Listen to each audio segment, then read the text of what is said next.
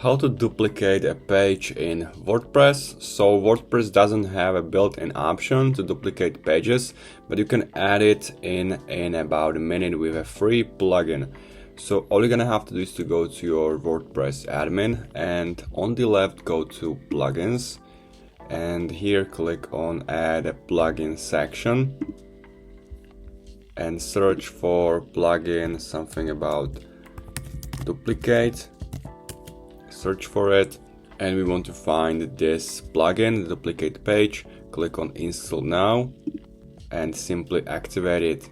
Now it should be activated. Now we want to go to pages and hover over any page you want to duplicate. So for example, home page, and here you'll find the new option, duplicate this. Click it and WordPress creates an extra copy of that page as a draft. So here you can see customization draft. It's the new one. The duplicate includes all your content, all layout and settings from the original, so you can use it as a starting point and just change what you need without rebuilding everything from the scratch.